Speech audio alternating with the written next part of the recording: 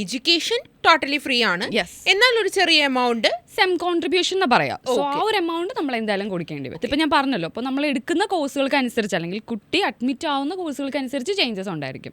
അത് €52 തൊട്ട് സ്റ്റാർട്ട് ചെയ്യുന്നുണ്ട്. അപ്പോൾ ആ ഒരു എമൗണ്ട് നമ്മളൊരു 6 മന്ത് കൂടുമ്പോൾ, അതായത് ഓരോ സെമിസ്റ്ററും സ്റ്റാർട്ട് ചെയ്യുന്നതിന് മുന്നേ ആണ് ഈ ഒരു പേയ്മെന്റ് നമ്മൾ കംപ്ലീറ്റ് ചെയ്യേണ്ടത്. വളരെ റെയറായിട്ട് ചില യൂണിവേഴ്സിറ്റീസ് ഒക്കെ മാത്രമാണ് ജർമ്മൻ ലാംഗ്വേജ് വേണം, ഇന്ന കോഴ്സിന് അഡ്മിഷൻ തരണം അല്ലെങ്കിൽ എൻറോൾമെന്റ് ചെയ്യണമെന്നുണ്ടെങ്കിൽ ലാംഗ്വേജ് വേണമെന്ന് മാൻഡേറ്ററി പറയുന്നത്. ബാക്കിയുള്ള യൂണിവേഴ്സിറ്റീസിലൊക്കെ നമുക്ക് ജർമ്മൻ ഇല്ലാണ്ട് പ്ലേസ്ഡ് ആവാൻ പറ്റും. ഓരോ ഇൻടേക്ക് കഴിയും തോറും റിക്വയർമെന്റ്സിൽ ചേഞ്ചസ് വരും. ഇപ്പോൾ 5.5 അല്ലെങ്കിൽ 6 അഡ്മിഷൻസ് കിട്ടിക്കൊണ്ടിരുന്ന യൂണിവേഴ്സിറ്റീസ് ഒരു 2-3 ഇൻടേക്സ് കഴിയുമ്പോൾ അല്ലെങ്കിൽ ചിലപ്പോൾ ഒരു ഇൻടേക്ക് കഴിയുമ്പോൾ തന്നെ 6.5, 7 ഒക്കെ ആയിരിക്കും ചോദിക്കുന്നുണ്ടായിരിക്കുക. മാഡം, മാസ്റ്റേഴ്സ് ചൂസ് ചെയ്യുന്ന ഒരാളെ സംബന്ധിച്ചിടത്തോളം അല്ലെങ്കിൽ ഒരു സ്റ്റുഡൻറ്റിനെ സംബന്ധിച്ചിടത്തോളം ഇപ്പോൾ ഒരുപാട് ഓപ്ഷൻസ് ഉണ്ടല്ലോ. ഇപ്പോൾ UK ഉണ്ട്, ഓസ്ട്രേലിയ, കാനഡ, അങ്ങനെ ഇഷ്ടംപോലെ, ഫ്രാൻസ് തുടങ്ങി ഇഷ്ടംപോലെ കൺട്രീസ് ഉണ്ട്. അതിൽ നിന്ന് ജർമ്മനി എങ്ങനെയാണ് ഡിഫറെൻ്റ് ആയിരിക്കുന്നത്? ഇപ്പോൾ ഓഫ് കോഴ്സ് ഫ്രീ എഡ്യൂക്കേഷൻ, അതായത് ജർമ്മനി എന്ന് കേൾക്കുമ്പോൾ തന്നെ സ്റ്റുഡൻസ് കൂടുതലും അട്രാക്റ്റീവ് ആവുന്നൊരു പോയിന്റ് എന്ന് പറയുന്നത് ഫ്രീ എഡ്യൂക്കേഷൻ തന്നെയാണ്. അതായത് ട്യൂഷൻ ഫീസ് ഇല്ല. ഇപ്പോൾ നമ്മൾ UK അല്ലെങ്കിൽ കാനഡ പോലെയുള്ള കൺട്രീസൊക്കെ നമ്മൾ ചൂസ് ചെയ്യുമ്പോൾ, ഇപ്പോൾ ഓസ്ട്രേലിയ, ഏത് വേണമെങ്കിലും എടുക്കാം, അതൊക്കെ സ്റ്റഡി ഡെസ്റ്റിനേഷനായിട്ട് ചൂസ് ചെയ്യുന്നുണ്ട് കുട്ടികൾ. ബട്ട് അതിനൊക്കെ നമ്മളൊരു ഫീസ് കൊടുക്കേണ്ടി വരും. ബട്ട് ജർമ്മനിയുടെ കേസിൽ നമുക്ക് ഈ ട്യൂഷൻ ഫീസ് എന്ന് പറയുന്ന ഒരു ബേർഡൻ ഇല്ല. ഒരു 25 ലക്ഷം അല്ലെങ്കിൽ 30 ലക്ഷം ഒക്കെ ഫീസ് എടുത്ത് അതൊരു ബേർഡനായി ഇനി അവിടെ ചെന്ന് പാർട്ട് ടൈം ചെയ്ത് ജോലി കിട്ടി അതൊക്കെ വീട്ടി, അങ്ങനെ ഒത്തിരി ബുദ്ധിമുട്ടുകളുണ്ട് സ്റ്റുഡൻസിനെ സംബന്ധിച്ചിടത്തോളം. പക്ഷേ ജർമ്മനിക്ക് നമുക്ക് അങ്ങനത്തെ ഒരു ഫീസ് വേണം എന്ന് പറയുന്ന ഒരു കൺസെപ്റ്റ് അല്ല. നമുക്ക് എന്താ പറയുക, പഠിപ്പിക്കുന്നത് ടോട്ടലി ഫ്രീ ആണ്. ഓക്കെ, അതായത് പഠിക്കാൻ വേണ്ടിയിട്ട് ₹1 പോലും നമ്മൾ യൂണിവേഴ്സിറ്റിയിലേക്ക് കൊടുക്കേണ്ടതായിട്ടില്ല. ഇപ്പോൾ free education in the sense completely studies free ആണ്. ബട്ട് നമ്മളൊരു എക്സ്ട്രാ ഒരു മിസലേനിയസ് എക്സ്പെൻസസ് ലൈക്ക് ഇപ്പോൾ നമുക്ക് എന്താ പറയുക, ലാബ്, ലൈബ്രറി, അതിനൊക്കെ നമ്മൾ ഒരു പേയ്മെൻറ്റ് കൊടുക്കേണ്ടി വരും. അത് ഡിപ്പെൻഡ്സ് ഓൺ കുട്ടികൾ സെലക്ട് ചെയ്യുന്ന അല്ലെങ്കിൽ കുട്ടികൾക്ക് കിട്ടുന്ന കോഴ്സസ് അനുസരിച്ച് ചേഞ്ചസ് ഉണ്ടായിരിക്കും. €52 തൊട്ടിട്ടൊക്കെയാണ് സ്റ്റാർട്ട് ചെയ്യുന്നത്. അത്രയും ചെറിയൊരു എമൗണ്ടിൽ ഒരു യൂറോപ്യൻ കൺട്രിയിൽ, അതും ജർമ്മനി പോലെ വേൾഡ് റെക്കഗ്നീഷൻ ഉള്ള ഒരു സർട്ടിഫിക്കറ്റ് കോഴ്സ് പഠിക്കുക എന്ന് പറയുന്നത് അതൊരു വലിയ കാര്യമാണ്. ഡെഫിനറ്റ്ലി, അതെ. അപ്പോൾ സോ എഡ്യൂക്കേഷൻ ടോട്ടലി ഫ്രീ ആണ്, യെസ്, എന്നാൽ ഒരു ചെറിയ എമൗണ്ട് സെം കോൺട്രിബ്യൂഷൻ എന്ന് പറയാം. സോ ആ ഒരു എമൗണ്ട് നമ്മൾ എന്തായാലും കൊടുക്കേണ്ടി വരും. ശരി. അപ്പോൾ സെമിസ്റ്റർ കോൺട്രിബ്യൂഷൻ എത്ര ടൈം? നമ്മുടെ ഇവിടുത്തെ പോലെ തന്നെ 6 മാസം കൂടുമ്പോഴാണോ അത് 3 മാസം, എങ്ങനെയാണ്? നമ്മളൊരു 6 മന്ത് കൂടുമ്പോഴാണ് നമ്മൾ ഈ സെമിസ്റ്റർ കോൺട്രിബ്യൂഷൻ പേ ചെയ്യേണ്ടി വരുന്നത്. ഇതിപ്പോൾ ഞാൻ പറഞ്ഞല്ലോ, അപ്പോൾ നമ്മൾ എടുക്കുന്ന കോഴ്സുകൾക്ക് അനുസരിച്ച് അല്ലെങ്കിൽ കുട്ടി അഡ്മിറ്റ് ആവുന്ന കോഴ്സുകൾക്ക് അനുസരിച്ച് ചേഞ്ചസ് ഉണ്ടായിരിക്കും. അത് €52 തൊട്ട് സ്റ്റാർട്ട് ചെയ്യുന്നുണ്ട്. അപ്പോൾ ആ ഒരു എമൗണ്ട് നമ്മളൊരു 6 മന്ത് കൂടുമ്പോൾ, അതായത് ഓരോ സെമിസ്റ്ററും സ്റ്റാർട്ട് ചെയ്യുന്നതിന് മുന്നേ ആണ് ഈ ഒരു പേയ്മെന്റ് നമ്മൾ കംപ്ലീറ്റ് ചെയ്യേണ്ടത്. സോ എന്നിട്ട് വേണം സെമിസ്റ്ററിലേക്ക് കടക്കാൻ വേണ്ടിയിട്ട്. ഓക്കെ, അപ്പോൾ 6 മാസം കൂടുമ്പോഴാണ് ഈ ഒരു ചെറിയ എമൗണ്ട് അടയ്ക്കേണ്ടി വരുന്നത്. എഡ്യൂക്കേഷൻ അവർക്ക് ടോട്ടലി ഫ്രീ ആയിട്ടാണ് വരുന്നത്. അപ്പോൾ ജർമ്മനി ചൂസ് ചെയ്യുമ്പോൾ ഒരാൾ, ഇപ്പോൾ ഞാനാണ് ജർമ്മനി ചൂസ് ചെയ്യുന്നതെന്നുണ്ടെങ്കിൽ എനിക്കുള്ള ഫസ്റ്റ് കൺസേൺ ആണ് ജർമ്മൻ ലാംഗ്വേജ്. നമ്മുടെ മദർ ടങ് അല്ലാത്ത വേറൊരു ലാംഗ്വേജ് പഠിക്കുമ്പോൾ അതിൻ്റെതായ ബുദ്ധിമുട്ട് ഉണ്ടാവില്ലേ? ലാംഗ്വേജ് ഇല്ലാതെ അവിടെ സർവൈവ് ചെയ്യാനായിട്ട് പറ്റുമോ? ഇപ്പോൾ ലാംഗ്വേജ് വേണോ എന്ന് ചോദിച്ചു കഴിഞ്ഞാൽ, ഇപ്പോൾ ജർമ്മനിയിലേക്കാണ് നിങ്ങൾ പോകുന്നതെങ്കിൽ ലാംഗ്വേജ് നമുക്ക് വേണം. ലാംഗ്വേജ് ഉണ്ടെങ്കിൽ മാത്രമാണ് നമുക്ക് അവിടെ ഒരു സർവൈവൽ ലെവൽ ഉണ്ടായിരിക്കുള്ളൂ. ശരിക്കും നമ്മളിവിടുന്ന് അപ്ലൈ ചെയ്ത് കൊടുക്കുന്ന പ്രോഗ്രാംസ് എന്ന് പറയുന്നത്, അല്ലെങ്കിൽ സ്റ്റുഡൻസിന് വേണ്ടിയിട്ട് നമ്മളിവിടുന്ന് കൊടുക്കുന്നത്, ഇപ്പോൾ ബാച്ചിലേഴ്സ് ആണെങ്കിലും മാസ്റ്റർ പ്രോഗ്രാംസ് ആണെങ്കിലും പബ്ലിക് യൂണിവേഴ്സിറ്റിയിലേക്ക് നമ്മൾ അപ്ലൈ ചെയ്യുന്നത്, ഈവൻ ഇപ്പോൾ പ്രൈവറ്റ് ആണെങ്കിലും നമ്മൾ അപ്ലൈ ചെയ്യുന്നത് ഇംഗ്ലീഷ് ടോട്ട് പ്രോഗ്രാംസ് ആണ്. അപ്പോൾ സ്റ്റുഡൻസിന് മെയിൻലി അവർക്ക് പഠിക്കേണ്ടി വരുന്നത് ഇംഗ്ലീഷിൽ തന്നെ ആയിരിക്കും. പക്ഷെ എന്നാലും നമ്മൾ വേറൊരു കൺട്രിയിൽ പോവുക, എസ്പെഷ്യലി ജർമ്മനി പോലെയുള്ള കൺട്രിയിൽ അവർ ജർമ്മൻ ലാംഗ്വേജിനാണ് കൂടുതൽ ഇമ്പോർട്ടൻസ് കൊടുക്കുന്നത്. സോ അപ്പോൾ അതുകൊണ്ട് തന്നെ നമ്മൾ അവിടെ ഇപ്പോൾ ഒരു പാർട്ട് ടൈം ജോബ് അല്ലെങ്കിൽ നമ്മളൊരു ഫുൾ ടൈം ജോബിലേക്ക് ഒരു സ്റ്റുഡൻറ്റ് എത്തിപ്പെടണം എന്നുണ്ടെങ്കിൽ, അല്ലെങ്കിൽ അവർ ഷോർട്ട് ലിസ്റ്റ് ആവണം എന്നുണ്ടെങ്കിൽ ഈ ലാംഗ്വേജ് ഉണ്ടായിരിക്കണം. ആ ലാംഗ്വേജ് ബാരിയർ കുട്ടികൾ ബ്രേക്ക് ചെയ്യുമ്പോഴാണ് നമുക്ക് അവരൊരു ഫുൾ ടൈം അല്ലെങ്കിൽ ഒരു പാർട്ട് ടൈം ജോബിലേക്ക് എത്തിപ്പെടാൻ പറ്റുള്ളൂ. ഇപ്പോൾ ഈ പാർട്ട് ടൈമിനൊക്കെ പോകുന്നത് നമുക്ക് നോർമലി വരുന്ന സ്റ്റുഡൻസ്, ഇപ്പോൾ എൻക്വയറീസ് വരുന്നവരിൽ അവർ കൂടുതലും ചോദിക്കുന്നത് ലാംഗ്വേജ് വേണോ മാഡം, മിക്കവരും ചോദിക്കാറുണ്ട്. നമുക്ക് നോർമലി കൗൺസിലേഴ്സ് പറയാറുണ്ട് ലാംഗ്വേജിൻ്റെ കാര്യം ചോദിക്കാറുണ്ട് എന്നുള്ളത്. അപ്പോൾ ലാംഗ്വേജ് ഒരു മെയിൻ കൺസേൺ ആണ്. നമ്മൾ ഇവിടുന്ന് ഡയമണ്ട് ഫിനിക്സ് ത്രൂ പോകുന്ന എല്ലാ സ്റ്റുഡൻസിനോടും ഞങ്ങൾ ഇവിടുന്ന് പറഞ്ഞിട്ട് വിടുന്നത് നിങ്ങൾ ബേസിക് പഠിക്കുക. ഇപ്പോൾ +2 പഠിച്ചുകൊണ്ടിരിക്കുന്ന ഒരു സ്റ്റുഡൻറ്റ് നമ്മളുടെ അടുത്ത് എൻക്വയറി ചെയ്യാനായിട്ട് വന്നു. അപ്പോൾ അവൻ ചോദിക്കുകയാണ് ഇപ്പോൾ ലാംഗ്വേജ് പഠിക്കണോ എന്നുള്ളത്. +2 ചിലപ്പോൾ പെർസ്യൂയിങ് ആയിരിക്കും ആൾ. പക്ഷെ നമ്മൾ ഇവിടുന്ന് പറയുന്നത് നിങ്ങൾ +2 പെർസ്യൂ ചെയ്യുന്നതിന്റെ കൂട്ടത്തിൽ തന്നെ നിങ്ങൾ ജർമ്മൻ പഠിച്ചോ. ഓക്കെ, നിങ്ങളൊരു സൺഡേ ക്ലാസ് ഒക്കെ എടുത്തിട്ട് നിങ്ങൾക്ക് ജർമ്മൻ പഠിക്കാം, കഴിയുന്നതിനോടൊപ്പം തന്നെ പ്ലസ് ടു കംപ്ലീറ്റ് ആവും. ഇപ്പൊ ജർമ്മനിയാണ് മെയിൻ ഫോക്കസ് ചെയ്ത് നോക്കുന്നൊരു. ഇപ്പോഴത്തെ കുട്ടികളെന്ന് പറയുമ്പോൾ ഒരു ഫസ്റ്റ് സ്റ്റാൻഡേർഡ് തൊട്ടേ അവർ എല്ലാം സെറ്റ് ആണ്, ഏത് കൺട്രി ചൂസ് ചെയ്യണം. ഇപ്പൊ അബ്രോഡ് എഡ്യൂക്കേഷൻ ആണ് ട്രെൻഡിങ്. സോ അപ്പൊ ഏത് കൺട്രി ചൂസ് ചെയ്യണം, ഏത് കൺട്രിയിലേക്ക് പഠിക്കാൻ വേണ്ടിയിട്ട് പോകണം എന്നുള്ളതിന് സ്റ്റുഡൻസിന് ഇപ്പോൾ വ്യക്തമായൊരു ധാരണയുണ്ട്. ഞാൻ ഈ പറഞ്ഞ പോലെ ഈവൻ ഒരു ഫസ്റ്റ് സ്റ്റാൻഡേർഡിൽ പഠിക്കുന്ന സ്റ്റുഡന്റ് ആണെങ്കിൽ പോലും നിനക്ക് ആരാവണം എന്ന് ചോദിക്കുന്നതിന് അവരൊരു ആൻസർ പറയുന്നത് എനിക്ക് ആദ്യം ജർമ്മനി പോകണം, അല്ലെങ്കിൽ എനിക്ക് ആദ്യം കാനഡയിൽ പോകണം. അപ്പോൾ അതൊരു ട്രെൻഡിങ് സംഭവമാണ് ഇപ്പോൾ കുട്ടികളുടെ ഇടയിൽ. അപ്പോൾ അങ്ങനെ ഒരു കാര്യം വരുമ്പോൾ നമ്മൾ നോർമലി കുട്ടികളോട് പറയുന്ന ഒരു കാര്യം, ഇപ്പോൾ പ്ലസ് ടു പഠിക്കുന്ന ഒരാളാണെങ്കിൽ അതിൻ്റെ കൂട്ടത്തിൽ തന്നെ നിങ്ങൾ ജർമ്മൻ പഠിച്ചു പോവുക. അല്ലെങ്കിൽ ഇപ്പോൾ ഡിഗ്രി പഠിച്ചിട്ട് മാസ്റ്റേഴ്സിന് വേണ്ടിയിട്ട് പോകാൻ ആഗ്രഹിക്കുന്ന ഒരാളാണെന്നുണ്ടെങ്കിൽ ഇവിടുന്ന് തന്നെ നിങ്ങൾ ഡിഗ്രി പെർസ്യൂയിങ് ടൈമിൽ തന്നെ നിങ്ങൾ എന്ത് ചെയ്യുക, സൈഡായിട്ട് ലാംഗ്വേജ് പഠിക്കുക. അപ്പോൾ കുറച്ചും കൂടെ നമുക്ക് അവിടെ ചെന്ന്, ഇപ്പോൾ പബ്ലിക്കൊക്കെ ആണെങ്കിൽ നമ്മൾ പഠിച്ചുകൊണ്ടിരിക്കുന്നതിനിടയിൽ പോലും നമുക്കൊരു ജോബ് കിട്ടിയ കോഴ്സ് ബ്രേക്ക് ചെയ്യാനുള്ളൊരു ഓപ്ഷൻ ഉണ്ട്. വേണമെങ്കിൽ നമുക്ക് ജോബിലേക്ക് പോകാൻ പറ്റും. സോ അപ്പോൾ അങ്ങനത്തെ ഓപ്ഷൻസ് ഉള്ള സ്ഥിതിക്ക് അതൊക്കെ നമുക്ക് യൂസ് ചെയ്യാൻ പറ്റും. അപ്പോൾ ഇവിടെ നിന്ന് അത്യാവശ്യം എക്സ്പീരിയൻസ് ഒക്കെ ഉള്ള ആളാണ്, ഇവിടെ നിന്ന് ഇപ്പോൾ ഒരു ഡിഗ്രി കഴിഞ്ഞു, ഒരു 5 വർഷം എക്സ്പീരിയൻസ് ഉണ്ട്. സോ അവിടെ നമ്മൾ ഓൾറെഡി ഇവിടുത്തെ ജർമ്മൻ ഒരു B2 കംപ്ലീറ്റഡ് ആണ്. അപ്പോൾ അവിടെ ചെന്ന് കഴിഞ്ഞ് മാസ്റ്റേഴ്സ് കംപ്ലീറ്റ് ചെയ്തിട്ട് നമുക്ക് ഒരു ഫുൾ ടൈം ജോബിലേക്ക് പെട്ടെന്ന് എത്തിപ്പെടാനുള്ള ചാൻസ് ഉണ്ടായിരിക്കും. പിന്നെയും നമ്മൾ ജർമ്മൻ പഠിച്ച് സ്റ്റേ ബാക്ക് ടൈമിലൊക്കെ പിന്നെയും ജർമ്മൻ പഠിച്ച് നമ്മളുടെ ടൈം കളയേണ്ട ആവശ്യമില്ല. ഓക്കെ, അതാണ് മെയിൻ കാര്യം പറയാം. സോ ജർമ്മനി ചൂസ് ചെയ്യുന്ന ഒരാളാണെന്നുണ്ടെങ്കിൽ ജർമ്മൻ ലാംഗ്വേജ് പഠിച്ചു പോകുന്നതാണ് ഏറ്റവും ബെറ്റർ. നമുക്ക് അഡ്മിഷൻ കിട്ടുമായിരിക്കും. ഇപ്പോൾ പബ്ലിക് യൂണിവേഴ്സിറ്റിയിൽ ജർമ്മൻ ലാംഗ്വേജ് ഇല്ലാണ്ട് അഡ്മിഷൻസ് ഒക്കെ കിട്ടാറുണ്ട്. അഡ്മിഷൻ കിട്ടും, ഓൾമോസ്റ്റ് സ്റ്റുഡൻസിനും കിട്ടാറുണ്ട്. വളരെ റെയറായിട്ട് ചില യൂണിവേഴ്സിറ്റീസ് ഒക്കെ മാത്രമാണ് ജർമ്മൻ ലാംഗ്വേജ് വേണം, ഇന്ന കോഴ്സിന് അഡ്മിഷൻ തരണം അല്ലെങ്കിൽ എൻറോൾമെന്റ് ചെയ്യണമെന്നുണ്ടെങ്കിൽ ലാംഗ്വേജ് വേണം എന്ന് മാൻഡേറ്ററി പറയുന്നത്. ബാക്കിയുള്ള യൂണിവേഴ്സിറ്റീസിലൊക്കെ നമുക്ക് ജർമ്മൻ ഇല്ലാണ്ട് പ്ലേസ്ഡ് ആവാൻ പറ്റും. ഞാനിങ്ങനെ പല ആഡ്സിലും കണ്ടിട്ടുണ്ട് ജർമ്മൻ ലാംഗ്വേജ് ഇല്ലാതെ ജർമ്മനി പോകാൻ പറ്റും. സോ അവർക്ക് മാസ്റ്റേഴ്സ് എടുക്കാനായിട്ട് ലാംഗ്വേജ് വേണ്ട, ബട്ട് സ്റ്റിൽ സെറ്റിൽമെന്റ് സർവൈവ് ചെയ്യണമെങ്കിൽ ലാംഗ്വേജ് വേണം. സോ അതൊരു നല്ലൊരു കാര്യമാണ് ലാംഗ്വേജ് ഇവിടെ നിന്ന് തന്നെ പഠിച്ചിട്ട് പോകുന്നത്. നമ്മൾ ഇവിടെ ട്രെയിൻ ചെയ്യുന്ന നമ്മുടെ കൗൺസിലേഴ്സിന് എല്ലാവർക്കും അത് പറയാറുണ്ട്, സ്റ്റുഡൻസിൻ്റെ അടുത്ത് നിങ്ങളത് കൺവേ ചെയ്യണം എന്നുള്ളത്. ലാംഗ്വേജ് എന്തായാലും നിങ്ങൾ പറ്റുന്നത്രയും പഠിച്ചിട്ട് പോവുക. പിന്നെ ചിലർക്ക് ടൈം ഉണ്ടാവില്ല, ബട്ട് അവിടെ ചെന്ന് കഴിഞ്ഞിട്ട് യൂണിവേഴ്സിറ്റിയിലൊക്കെ പബ്ലിക്കിലൊക്കെ ആണെങ്കിൽ യൂണിവേഴ്സിറ്റിയിലൊക്കെ ലാംഗ്വേജ് ക്ലാസ്സസ് ഒക്കെ കൊടുക്കുന്നുണ്ട്. സോ അങ്ങനെയും പഠിക്കാം. പിന്നെ അവിടെ ചെന്ന് പഠിക്കുന്നതിന് കുറച്ച് ടൈം ലിമിറ്റേഷൻസ് ഉണ്ട്, കാരണം നമുക്ക് എല്ലാത്തിനും ടൈം ഉണ്ടാവണമെന്നില്ല. പഠിക്കാനുണ്ടാവും, പാർട്ട് ടൈം ഉണ്ടായിരിക്കും. സോ മാക്സിമം ഇവിടെ നിന്ന് പഠിച്ചിട്ട് പോവാം. ഇൻ ബിറ്റ്വീൻ മാഡം പറഞ്ഞപ്പോൾ ഞാൻ ശ്രദ്ധിച്ച ഒരു കാര്യമാണ് സ്റ്റഡി ബ്രേക്ക് ചെയ്യാനായിട്ട് പറ്റുന്നത്. ഇപ്പോൾ ഞാൻ ആദ്യമായിട്ടാണ് കേൾക്കുന്നത്. ഇപ്പോൾ UK, ഓസ്ട്രേലിയ, കാനഡ തുടങ്ങിയ കൺട്രീസിൽ ഇപ്പോൾ എൻ്റെ ഫ്രണ്ട്സ് പഠിക്കുന്നുണ്ട്. അവർക്കൊക്കെ സ്റ്റേ ബാക്കിൻ്റെ പീരീഡിലാണ് അവർക്ക് ജോബ് സെർച്ച് ചെയ്യാനും മാറ്റാനും പറ്റുന്നത്.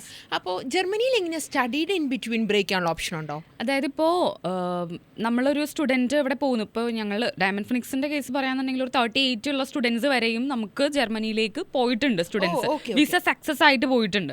അപ്പോൾ അവർക്ക് അത്രയും എക്സ്പീരിയൻസ് ഉണ്ട്. 38 വയസ്സെന്നൊക്കെ പറയുമ്പോൾ അത്യാവശ്യം എക്സ്പീരിയൻസ് ഉള്ള ആളുകളായിരിക്കും. ഇപ്പോൾ അവരിപ്പോൾ അവിടെ ചെന്ന് പഠിച്ചുകൊണ്ടിരിക്കുകയാണ്. അല്ലെങ്കിൽ ഇൻ ബിറ്റ്വീൻ ഇപ്പോൾ ഒരാൾ ഒരു 2 വർഷത്തെ എക്സ്പീരിയൻസ് ഉള്ളതാണെങ്കിൽ ഓക്കെ, നമ്മളിപ്പോൾ അവിടെ ചെല്ലുന്നു, പബ്ലിക് യൂണിവേഴ്സിറ്റി പഠിക്കുന്നു, ഇൻ ബിറ്റ്വീൻ അവർക്കൊരു ജോബിൽ പ്ലേസ്മെന്റ് കിട്ടി. അങ്ങനെ വന്നു കഴിഞ്ഞാൽ ലീഗലായിട്ട് തന്നെ നമുക്ക് യൂണിവേഴ്സിറ്റിനെ അറിയിച്ചുകൊണ്ട് തന്നെ നമുക്ക് ആ ജോബിലേക്ക് മാറാനായിട്ട് പറ്റും. അതിപ്പോൾ നമ്മൾ വേറെ യൂണിവേഴ്സിറ്റീസ് ഒക്കെ എടുക്കുക അല്ലെങ്കിൽ വേറെ കൺട്രീസ് ഒക്കെ എടുക്കാന്നുണ്ടെങ്കിൽ, ഇപ്പോൾ ജർമ്മനി തന്നെ പ്രൈവറ്റ് എടുത്താൽ പോലും നമ്മൾ ആ ഫീസൊക്കെ ഫുൾ അടച്ചിട്ടൊക്കെ മാത്രമേ നമുക്ക് വേറെ ഇതിലേക്ക് മാറാൻ, വേറെ ജോബ് കിട്ടിയാലേ അതിലേക്ക് മാറാൻ പറ്റുള്ളൂ. പക്ഷേ പബ്ലിക്കിന്റെ കേസിൽ നമുക്ക് ഇങ്ങനത്തെ പോസിബിലിറ്റീസും കൂടെ ഉണ്ട്. ജോലി കിട്ടുകയാണെങ്കിൽ ചേഞ്ച് ചെയ്യാം, ലീഗലി മാറാൻ പറ്റും. ഓക്കെ, അതൊരു one of the best point ആണ് ഞാൻ കേട്ടതിലുള്ളത്. ഒത്തിരി കാര്യങ്ങളുണ്ട്, അത് പലതും പല കാര്യങ്ങളും അറിയില്ല. ഫ്രീ എഡ്യൂക്കേഷൻ എല്ലാവർക്കും അറിയായിരിക്കും. ഈ പറഞ്ഞ പോലെ തന്നെ ലാംഗ്വേജ് മെയിൻലി കേട്ടിട്ടുള്ളത്. പക്ഷേ ലാംഗ്വേജിന്റെ കൺസേൺ കാരണം ചിലപ്പോൾ ഇവർ നോക്ക പോലും ഇല്ല പബ്ലിക് യൂണിവേഴ്സിറ്റി ചില കേസുകളിൽ. അതായത് ഈ ജർമ്മൻ വേണ്ടി വരില്ലേ, അപ്പോൾ ഇനിഷ്യലി നമുക്ക് അപ്ലൈ ചെയ്യുമ്പോൾ ഈ സർട്ടിഫിക്കറ്റ് വെച്ചിട്ടല്ലേ അപ്ലൈ ചെയ്യാൻ പറ്റുള്ളൂ, അങ്ങനെയൊക്കെ ചോദിക്കുന്ന കുട്ടികളും ഉണ്ട്. അപ്പോൾ ഇൻ ബിറ്റ്വീൻ നിങ്ങൾ പഠിച്ചാൽ മതി. ഇനിഷ്യലി നമുക്ക് നിങ്ങളുടെ മീഡിയം ഓഫ് ഇൻസ്ട്രക്ഷനും IELTS ഒക്കെ വെച്ചിട്ട് നമുക്ക് അപ്ലൈ ചെയ്യാനായിട്ട് പറ്റും. ഓക്കെ, അത് വൺ ഓഫ് ദ ഞാൻ ആദ്യമായിട്ട് കേൾക്കാണ്. ഇപ്പം എൻ്റെ one of the finest point ആണത്. പൊതുവേ ഞാൻ ഡയമണ്ട് ഫിനിക്സിൻ്റെ ആഡിലും ഉൾപ്പെടെ കണ്ടിട്ടുള്ളൊരു കാര്യമാണ്. വേറെയും ഏജൻസികളുടെ ആഡിൽ ഞാൻ കണ്ടിട്ടുണ്ട് 50% അല്ലെങ്കിൽ 55% ജർമ്മൻ ഗവൺമെൻറ് യൂണിവേഴ്സിറ്റിയിൽ അല്ലെങ്കിൽ പബ്ലിക് യൂണിവേഴ്സിറ്റിയിൽ അഡ്മിഷൻ എടുത്തു തരാനായിട്ട് പറ്റുന്നു. ടു ബി ഫ്രാങ്ക്, ഓപ്പണായിട്ട് ഞാൻ മാഡത്തിനോട് ചോദിക്കുകയാണ്, ഇതൊരു മാർക്കറ്റിംഗ് സ്ട്രാറ്റജി മാത്രമാണോ അതോ എത്ര പെർസെൻറ്റേജ് മുതലാണ്, എത്രത്തോളം പോസിബിലിറ്റീസ് ഉണ്ട് ഈ 50% അല്ലെങ്കിൽ 55% അഡ്മിറ്റഡ് ആവാനായിട്ടുള്ള? അത് മാർക്കറ്റിംഗ് സ്ട്രാറ്റജി ആണോ എന്ന് ചോദിച്ചു കഴിഞ്ഞാൽ ഉറപ്പായിട്ടും അല്ല. കാരണം അതൊരു ഫാക്റ്റാണ്. കാരണം ഞങ്ങൾക്ക് 50% അല്ലെങ്കിൽ ഡയമണ്ട് ഫിനിക്സിന് 50% സ്റ്റുഡൻസിന് അഡ്മിഷൻ കൊടുക്കാൻ സാധിച്ചിട്ടുണ്ട്. സോ അതങ്ങനെ സാധിച്ചത് ഞങ്ങളുടെ എക്സ്പീരിയൻസ്, ഞങ്ങൾക്ക് പ്രീവിയസ്ലി അതിൻ്റെ 50% അഡ്മിഷൻ കിട്ടിയിട്ടുള്ളതിൻ്റെ എക്സ്പീരിയൻസ് ആണ്. സോ അപ്പോൾ അത് നമ്മൾ മാർക്കറ്റ് ചെയ്യുന്നു, അത് നമ്മൾ പറയുന്നു. കാരണം 50% പബ്ലിക് യൂണിവേഴ്സിറ്റിയിൽ പഠിക്കണം എന്ന് ആഗ്രഹിക്കുന്ന സ്റ്റുഡൻസ് ഉണ്ടായിരിക്കും. സോ അവർക്ക് പറ്റുന്ന കോഴ്സുകൾ, അതിൻ്റെ റിക്വയർമെൻറ്റ്സ് കാര്യങ്ങൾ പറഞ്ഞു കൊടുത്ത് അവർ ഓക്കെ ആണെങ്കിൽ നമ്മൾ അപ്ലിക്കേഷൻ കാര്യങ്ങൾ ഫോർവേഡ് ചെയ്ത് അഡ്മിഷൻസ് കൊടുത്തിട്ടുണ്ട്. സോ അതാണ് നമ്മൾ 50% അഡ്മിഷൻ കിട്ടിയിട്ടുണ്ട് എന്നുള്ളത് മാർക്കറ്റ് ചെയ്യുന്നത്. ഓക്കെ, ശരി. ജർമ്മനിയുടെ കാര്യത്തിൽ വർഷത്തിൽ 2 ഇൻടേക്കുകളാണ് വരുന്നത്. 2 ഇൻടേക്കാണ് മെയിൻലി വരുന്നത്. അതിൽ സെപ്റ്റംബർ ആണ് ഏറ്റവും വലിയ ഇൻടേക്ക്. യൂറോപ്യൻ കൺട്രീസിലൊക്കെ അവരുടെ അക്കാഡമിക് ഇയർ സ്റ്റാർട്ട് ചെയ്യുന്ന സെപ്റ്റംബർ ഇൻടേക്കാണ്. സോ അപ്പോൾ അതിലാണ് ഏറ്റവും കൂടുതൽ യൂണിവേഴ്സിറ്റീസും കോഴ്സും അവൈലബിലിറ്റി ഉള്ളത്. മാർച്ചിനെ അപേക്ഷിച്ച്, മാർച്ച് ഒരു മിഡ് ഇൻടേക്ക് എന്ന് പറയാം, ചെറിയ ഇൻടേക്കാണ്. നമുക്ക് സെപ്റ്റംബറിൻ്റെ അത്രയും കോഴ്സും യൂണിവേഴ്സിറ്റീസും ഉണ്ടായിരിക്കില്ല. അപ്പോൾ സ്റ്റുഡൻസ് ഏറ്റവും കൂടുതൽ ഫോക്കസ് ചെയ്യേണ്ട ഇൻടേക്ക് സെപ്റ്റംബറാണ്. മാർച്ചിലും അഡ്മിഷൻസ് കിട്ടാറുണ്ട്, ബട്ട് സെപ്റ്റംബറിലാണ് കുറച്ച് കൂടുതൽ കോഴ്സ് അവൈലബിലിറ്റി ഉള്ളത്. സോ സെപ്റ്റംബറിലേക്ക് മാക്സിമം ഫോക്കസ് ചെയ്യുക. പ്ലസ് മാർച്ചിലും അഡ്മിഷൻ കൊടുക്കാൻ ഞങ്ങൾക്ക് പറ്റിയിട്ടുണ്ട്. ഓക്കെ, ഇപ്പോൾ മാർച്ച് ഇൻടേക്കാണ്, ഇപ്പോൾ കമ്മിങ് ഇൻടേക്ക് എന്ന് പറഞ്ഞു. ഞാനൊരു കാര്യം മാഡത്തിൻ്റെ അടുത്ത് ഓപ്പണായിട്ട് ചോദിക്കുകയാണ്.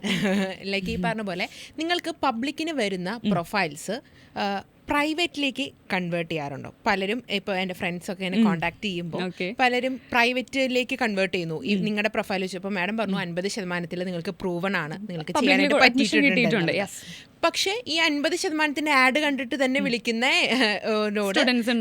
കാൻഡിഡേറ്റ്സിനോട് അല്ലെങ്കിൽ സ്റ്റുഡൻസിനോട് പ്രൈവറ്റ് ആണ് പറയുന്നത്, പബ്ലിക്കിൽ എടുത്തു കൊടുക്കാനായിട്ട് പറ്റുന്നില്ല എന്ന് പറയുന്ന പല കേസസും ഞാൻ കേട്ടിട്ടുണ്ട്.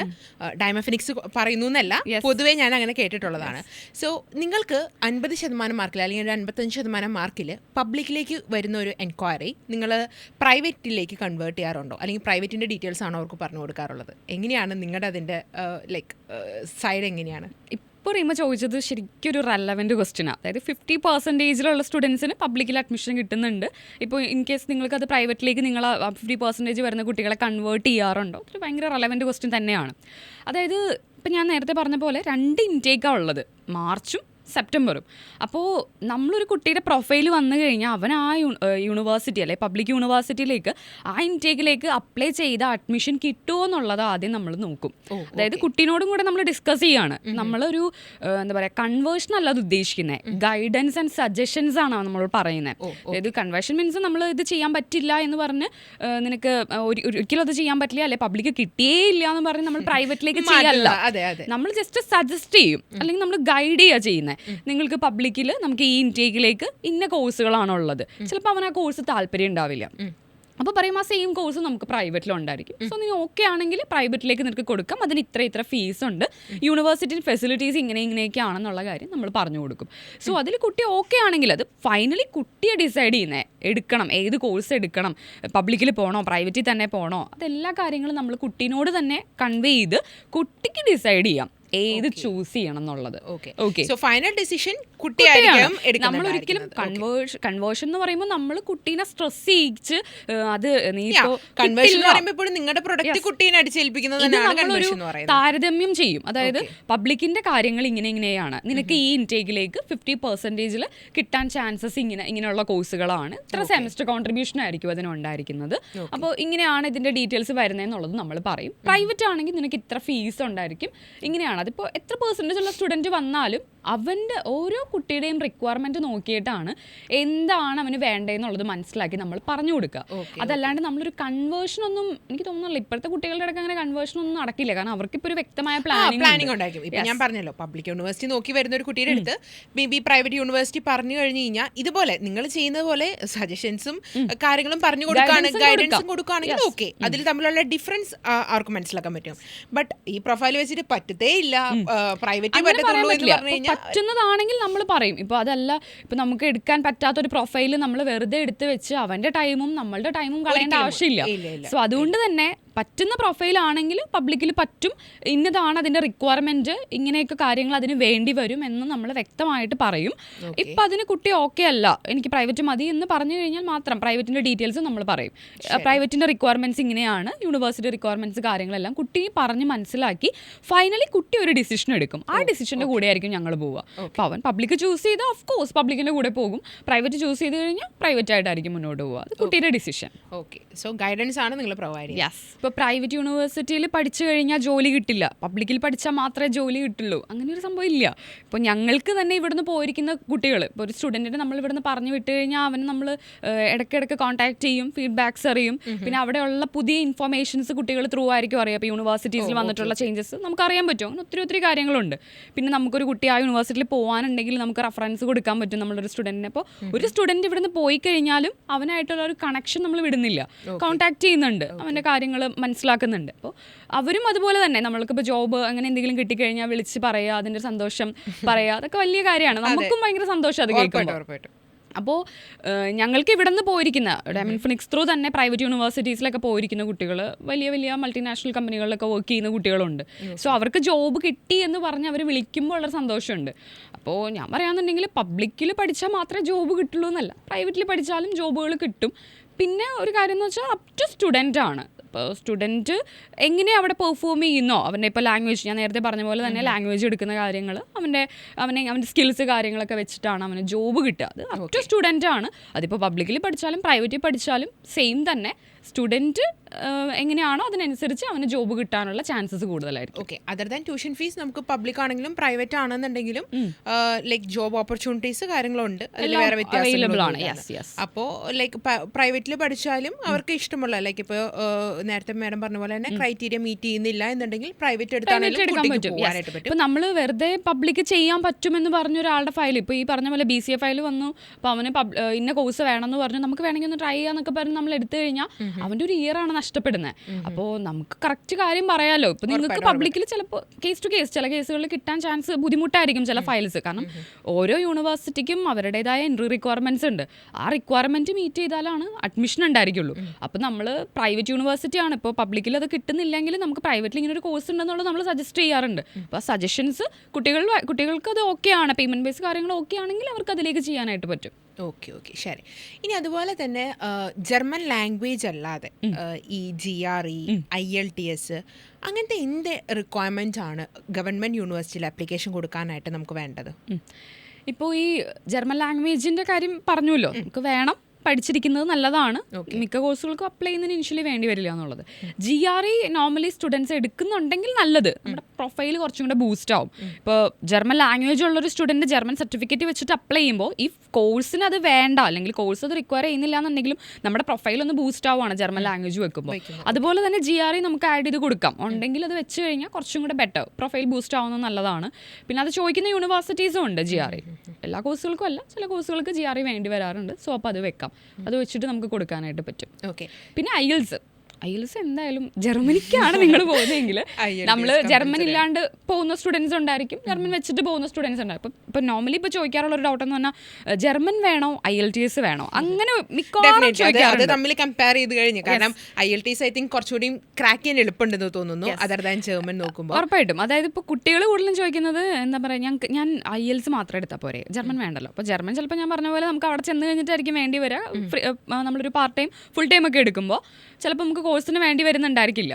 അപ്പോൾ IELTS മാത്രം എടുത്താൽ മതിയില്ലേ, അങ്ങനെ ചോദിക്കും. അപ്പോൾ നമ്മൾ കാര്യം പറയും, നിങ്ങൾക്ക് പറ്റുന്നുണ്ടെങ്കിൽ ജർമ്മൻ പഠിച്ചിട്ട് പോവാം. അപ്പോൾ ചില സ്റ്റുഡൻസ് പറയും ഞാൻ ജർമ്മൻ B2 പഠിക്കാം, പക്ഷേ IELTS വേണ്ട, എനിക്ക് ഇംഗ്ലീഷ് അത്ര പറ്റില്ല, അങ്ങനെ പറയുന്നവരുണ്ട്. പക്ഷേ ജർമ്മനിയിലേക്ക് നമ്മൾ പോകണം എന്നുണ്ടെങ്കിൽ നമുക്ക് ജർമ്മൻ ലാംഗ്വേജ് പോലെ തന്നെ IELTS നമുക്ക് വേണം. IELTS എന്തായാലും ഇവിടെ നിന്ന് പോകുമ്പോൾ യൂണിവേഴ്സിറ്റിയിലേക്ക് അപ്ലൈ ചെയ്യുന്നതിന് IELTS മാൻഡേറ്ററി ആണ്.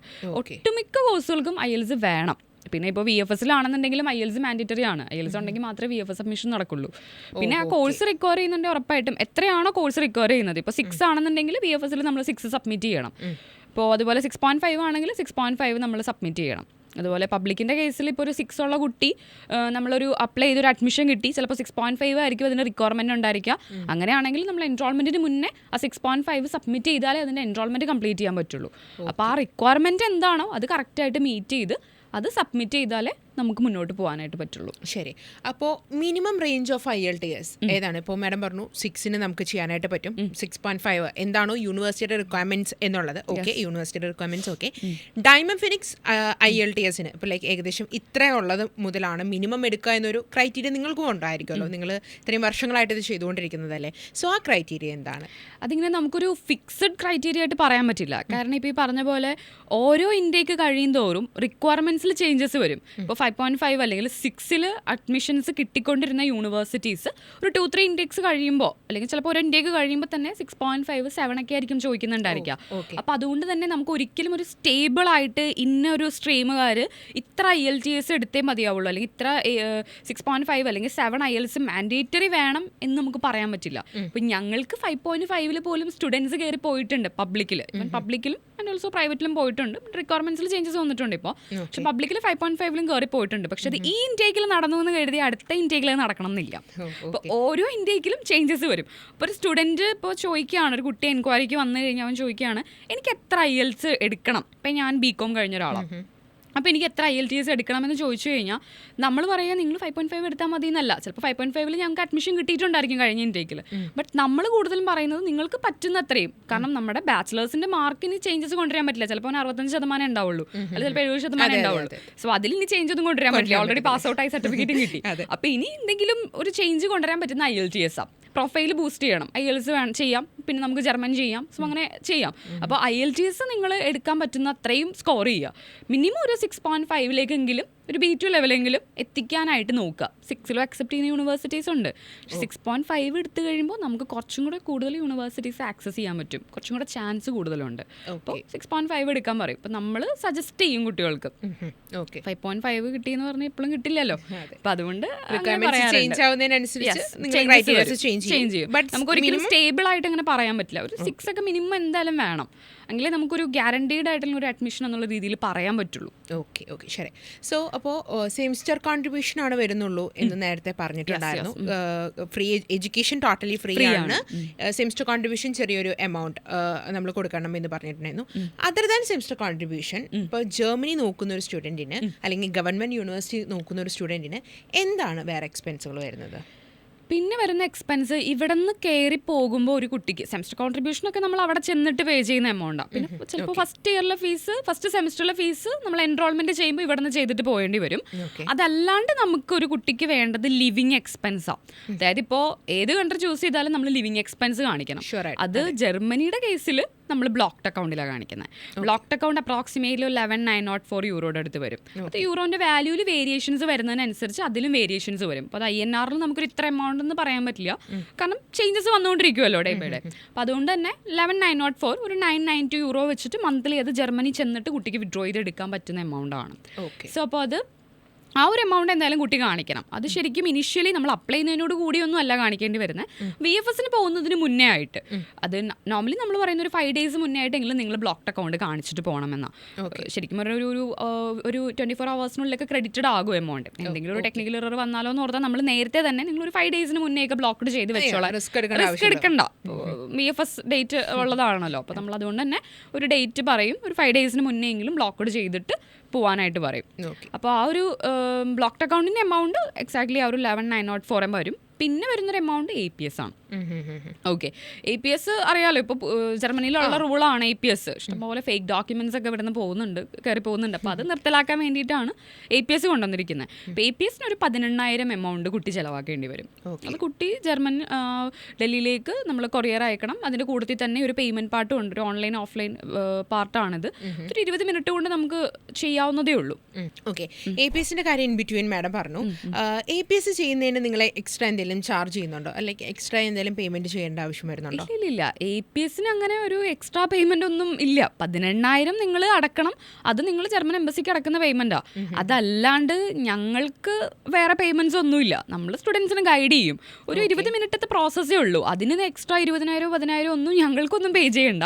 നമ്മൾ കുട്ടികൾക്ക് പറഞ്ഞു കൊടുക്കും എങ്ങനെയാണ് APS ചെയ്യേണ്ടത്, എന്തൊക്കെ ഡോക്യുമെന്റ്സ് നിങ്ങൾ അയക്കണം, എന്തൊക്കെ ഡോക്യുമെന്റ്സ് റിക്വയർഡ് ആണ് ഇതിന് വേണ്ടിയിട്ട്. അങ്ങനത്തെ കാര്യങ്ങളൊക്കെ നമ്മൾ പറഞ്ഞു കൊടുക്കും. അതല്ല അല്ലാണ്ട് അതിന് എക്സ്ട്രാ എമൗണ്ട് മേടിക്കുക അങ്ങനത്തെ ഒരു സംഭവം ഇല്ല. അതിൻ്റെ ആവശ്യമില്ല. ഒരു 20 മിനിറ്റത്തെ കാര്യമില്ല, 20 മിനിറ്റ് വേണ്ട. ഡോക്യുമെന്റ്സ് എല്ലാം കുട്ടികൾ ഓക്കെയാണ്, അത്യാവശ്യം വൈഫൈ നെറ്റ് കിട്ടുന്ന ഒരു ഏരിയ ആണെങ്കിൽ ഒരു 10-15 മിനിറ്റ് കൊണ്ട് ചെയ്യാവുന്ന കാര്യമുള്ളൂ. അപ്പോൾ അതിന് എക്സ്ട്രാ എമൗണ്ട് ഒന്നും മേടിക്കേണ്ട ആവശ്യമില്ല. സ്റ്റുഡൻറ്റിന് നമ്മൾ തന്നെ, നമ്മുടെ കൗൺസിലേഴ്സ് തന്നെ അവർ ഒന്നെങ്കിൽ കൂടെ ഇരുന്ന് പറഞ്ഞു കൊടുക്കും, അല്ലെങ്കിൽ ഓവർ ഫോൺ കോൾ ത്രൂ അവർക്ക് എല്ലാ ഡീറ്റെയിൽസും നമ്മൾ പറഞ്ഞു കൊടുക്കും. ഓക്കെ. സോ നേരത്തെ ഒരു ബ്ലോക്ക്ഡ് അക്കൗണ്ട് എമൗണ്ടിൻ്റെ കാര്യം പറഞ്ഞു, 11,904 euros സംതിങ്. നമുക്ക് ഇപ്പോൾ മറ്റുള്ള കൺട്രീസിൽ ഞാൻ കേട്ടിട്ടുണ്ട്, അയർലൻഡിൽ, ഓസ്ട്രേലിയയിലൊക്കെ സോഴ്സ് കാണിക്കണം, ഫണ്ടിങ് എവിടുന്നാ വരുന്നത്. ഈ പറഞ്ഞ 12 ലക്ഷം ഫണ്ടിങ് എവിടുന്നാ വരുന്നത്, ITR ഫയൽ ചെയ്യണം, ITR ഫയൽ ചെയ്യണം, സോഴ്സ് കാണിക്കണം, അങ്ങനത്തെ കാര്യങ്ങളൊക്കെ കേട്ടിട്ടുണ്ട്. ജർമ്മനിയിൽ അതെങ്ങനെയാണ്? അങ്ങനെ സോഴ്സ് കാണിക്കേണ്ട കാര്യമൊന്നുമില്ല. നമ്മൾ എമൗണ്ട് ജസ്റ്റ് നമ്മുടെ അക്കൗണ്ടിൽ നിന്നോ നമ്മുടെ ഫാദറിൻ്റെ മദറിൻ്റെ അക്കൗണ്ടിൽ നിന്നൊക്കെ നമുക്ക് എമൗണ്ട് ട്രാൻസ്ഫർ ചെയ്യാനായിട്ട് പറ്റും. അല്ല അതിന് ITR ഫയൽ ചെയ്യണമെന്നോ അങ്ങനത്തെ ഒരു നിയമങ്ങളൊന്നും ഇതുവരെ വന്നിട്ടില്ല. ജസ്റ്റ് കുട്ടിയുടെ അക്കൗണ്ടിൽ നിന്ന് എമൗണ്ട് ട്രാൻസ്ഫർ ചെയ്യുക, അത് നമ്മൾ കുട്ടിയുടെ അക്കൗണ്ടിൽ അത് ക്രെഡിറ്റഡ് ആവുന്നു, നമ്മൾ അത് വെച്ചിട്ട് VFSലേക്ക് അതിൻ്റെ കൺഫർമേഷൻ, ബ്ലോക്ക്ഡ് അക്കൗണ്ടിൻ്റെ കൺഫർമേഷൻ കാര്യങ്ങളൊക്കെ വെച്ചിട്ട് VFSൽ സബ്മിറ്റ് ചെയ്യുന്നു.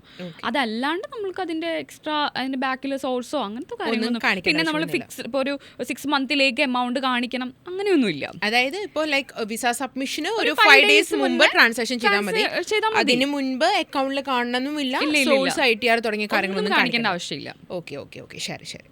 ഇപ്പോൾ ഒരുപാട് ഏജൻസികൾ ഫ്രീ എഡ്യൂക്കേഷൻ ചെയ്യുന്നുണ്ട്. ഇൻസ്റ്റ തുറന്നു കഴിഞ്ഞാൽ തന്നെ ഫ്രീ എഡ്യൂക്കേഷൻ്റെ ആഡാണ് ഇപ്പോൾ മൊത്തം കാണുന്നത്. ഈവൻ ഒരുപാട് ഏജൻസികൾ അത് ചെയ്യുന്നുണ്ട്. അതിൽ നിന്ന് ഡയമണ്ട് ഫിനിക്സ് എങ്ങനെയാണ് ഡിഫറെൻ്റ് ആയിരിക്കുന്നത്? അതായത് 2014 ജർമ്മനി ഡീസെൻട്രലൈസ്ഡ് എഡ്യൂക്കേഷൻ സിസ്റ്റം കൊണ്ടുവന്നിരിക്കുന്നത്. ഓക്കെ. അപ്പോൾ അതിൻ്റെ ഭാഗമായിട്ടാണ് ഫ്രീ എഡ്യൂക്കേഷൻ കാര്യങ്ങളൊക്കെ വന്നിരിക്കുന്നത്. ഇപ്പോൾ 2015 തൊട്ടൊരു 60 ആ ടൈമിലൊക്കെ നമ്മൾ ഈ ഒരു ഫ്രീ എഡ്യൂക്കേഷൻ എന്ന് പറയുന്ന കൺസെപ്റ്റ് കുട്ടികളിലേക്ക് എത്താൻ വേണ്ടിയിട്ട് നമ്മൾ ആ ടൈമിലേക്ക് നമ്മൾ കൊടുത്തിട്ടുണ്ട്. ഫ്രീ എഡ്യൂക്കേഷൻ എന്താണെന്നുള്ളൊരു അവയർനെസ് കുട്ടികൾക്ക് കൊടുത്തിട്ടുണ്ട്. 2019 ഇത് എസ്റ്റാബ്ലിഷ്ഡ് ആയത് നമ്മൾ. അപ്പോൾ ഒരു 10 year ആയിട്ട് നമ്മൾ മെയിൻലി നമ്മുടെ മെയിൻ പ്രോഡക്റ്റ് എന്ന് പറയുന്നത് ജർമ്മനിയാണ്. നമ്മൾ ജർമ്മനിയിൽ ഫ്രീ എഡ്യൂക്കേഷൻ എന്ന് പറയുന്ന ആ ഒരു പ്രോഡക്റ്റ് തന്നെയാണ് സ്റ്റുഡൻസിലേക്ക് എത്തിക്കാനായിട്ട് നോക്കിക്കൊണ്ടിരിക്കുന്നത്. അതുകൊണ്ടാണ് നിങ്ങളുടെ ടാഗ് ലൈൻ ഞങ്ങൾ first free education promoter. Okay okay okay, ശരി. ഇനി അതുപോലെ തന്നെ പലപ്പോഴും പല സ്റ്റുഡൻസും പറഞ്ഞു കേൾക്കാറുള്ളതാണ് 80% മാർക്ക് IELTS 7 അല്ലെങ്കിൽ 7.5 ഇതൊക്കെ വെച്ചിട്ട് അവർ തന്നെ അപ്ലിക്കേഷൻ കൊടുത്തിട്ട് 2 ഇൻടേക്കൊക്കെ വെയിറ്റ് ചെയ്തിട്ട് പോലും ഓഫർ ലെറ്റർ കിട്ടാതെ അവർ പല വേറെ ഏജൻസികളെ സമീപിക്കേണ്ട അവസ്ഥ. എന്തുകൊണ്ടായിരിക്കും അത്രയും പെർസെൻറ്റേജും അല്ലെങ്കിൽ അത്രയും IELTS ഒക്കെ ഉണ്ടായിട്ടും അവർക്ക് തന്നെ അപ്ലിക്കേഷൻ ചെയ്തിട്ട് ലൈക്ക് ഓഫർ ലെറ്റേഴ്സ് ഒന്നും കിട്ടാതിരിക്കുന്നത്? അതായത് ഇപ്പോൾ സെൽഫ് അപ്ലൈ ചെയ്ത അഡ്മിഷൻ കിട്ടില്ല എന്നല്ല, മോസ്റ്റ് ഓഫ് ദ സ്റ്റുഡൻസിന് അഡ്മിഷൻ കിട്ടാറുണ്ട്.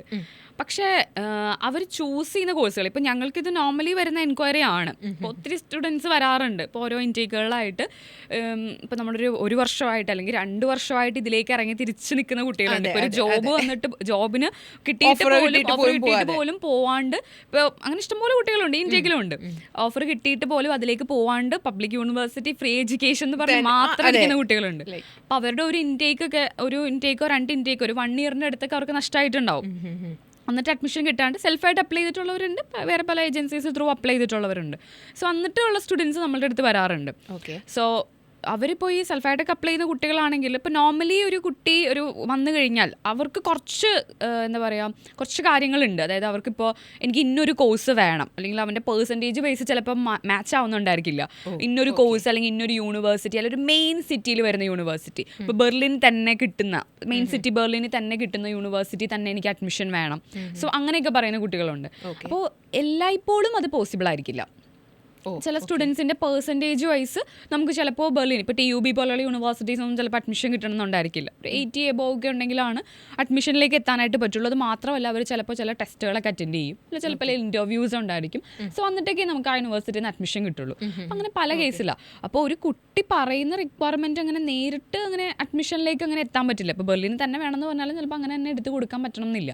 അപ്പോൾ നോർമലി സെൽഫ് അപ്ലൈ ചെയ്യുന്ന കുട്ടികൾ ചിലപ്പോൾ അവർക്ക് കൺവീനിയൻ്റ് ആവുന്ന രീതിയിൽ ഏറ്റവും നിയർ ബൈ, അതായത് സിറ്റി തന്നെ വരുന്ന ബെർലിനിൽ തന്നെ വരുന്ന കുറച്ച് യൂണിവേഴ്സിറ്റീസിലേക്ക് അപ്ലൈ ചെയ്യും. അതിൻ്റെ റിക്വയർമെൻറ്റ്സ് എന്താണെന്ന് ചിലപ്പോൾ നോക്കുന്നുണ്ടായിരിക്കില്ല. അപ്പോൾ അതിൻ്റെ അഡ്മിഷൻ എത്ര പെർസെൻറ്റേജ് തൊട്ടാണ് കിട്ടുന്നത്, അല്ലെങ്കിൽ അതിൻ്റെ റിക്വയർമെൻറ്റ് കൃത്യമായിട്ട് മനസ്സിലാക്കിയിട്ടുണ്ടായിരിക്കില്ല. അങ്ങനെ അപ്ലൈ ചെയ്യുന്ന സ്റ്റുഡൻസ് ഉണ്ടായിരിക്കും. പിന്നെ സെൽഫായിട്ട് തന്നെ അപ്ലൈ ചെയ്തിട്ട് ചിലപ്പോൾ പ്രോപ്പർ ഫോളോ അപ്പ് ചെയ്യാൻ പറ്റാതെ പോകുന്നവരുണ്ടായിരിക്കും. ചിലപ്പോൾ അവർ ചിലപ്പോൾ മെയിൽസൊക്കെ അയച്ചിട്ടുണ്ടായിരിക്കും, ഇന്ന ടൈമിൽ നിങ്ങൾക്കൊരു ഇൻ്റർവ്യൂ ഉണ്ട്, അല്ലെങ്കിൽ ഇന്ന ഡോക്യുമെൻറ്റ് നിങ്ങൾ സബ്മിറ്റ് ചെയ്യണം. അപ്പോൾ അങ്ങനെയൊക്കെ പറയുമ്പോൾ അതിന് ചിലപ്പോൾ റിപ്ലൈ കൊടുക്കാൻ പറ്റാണ്ട് അഡ്മിഷൻസ് നഷ്ടമായി പോകാൻ സന്ദർഭങ്ങളുണ്ട്. പിന്നെ ഒരു കാര്യം എന്ന് പറഞ്ഞാൽ SOP.